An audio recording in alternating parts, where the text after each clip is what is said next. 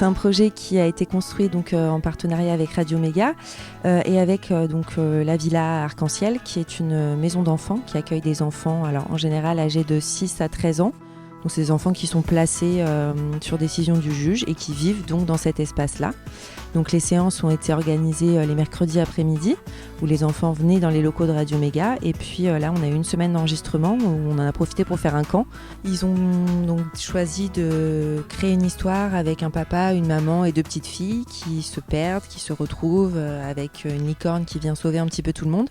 Où les enfants ont beaucoup pu parler de ce que ça évoquait chez eux, de leur propre histoire familiale, de ce que ça remettait en question, des manques et de toutes les questions que ça pouvait amener par rapport à cette fiction qui a été créée avec un petit peu une famille idéale, où en tout cas tout finit bien avec des licornes qui sauvent tout le monde. Il y a un bruit dans les arroirs. Et maman, en plus, il y a un buisson là où on peut passer. Avec les collègues, nous avons accompagné la construction de ce projet sur le terrain avec les enfants.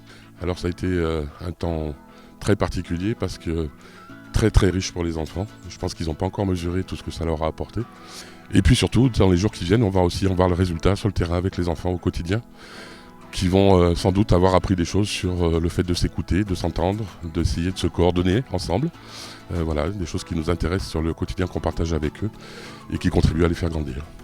Bonjour, je suis la licorne. Bonjour, je suis la fille avec la maman. Bonjour, je suis la petite sœur. Bonjour, je suis le père. Bonjour, je suis la radio. Bonjour, je suis le loup. Bonjour, je suis le hip. Bonjour, je suis la maman. Pour nous, cette fiction radio, dont le titre s'appelle « Perdu dans la forêt », ça a été aussi un challenge parce qu'on s'est retrouvés avec des enfants qui étaient beaucoup plus petits que l'âge avec lequel on travaille ordinairement.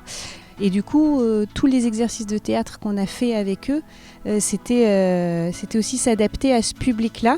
Donc c'est comment arriver à faire jouer tout le monde ensemble, à ce qu'ils prennent conscience qu'il faut s'écouter les uns les autres et qu'il faut réagir par rapport à ce que quelqu'un nous dit. Donc au théâtre, on travaille l'adresse, la concentration, la confiance en soi. Et ça, c'est des choses qu'on travaille en plus de manière ludique avec des exercices qui ressemblent à des jeux. Donc on joue ensemble et les adultes, on s'implique avec eux. Et du coup, tout ça fait qu'il y a quelque chose qui se passe.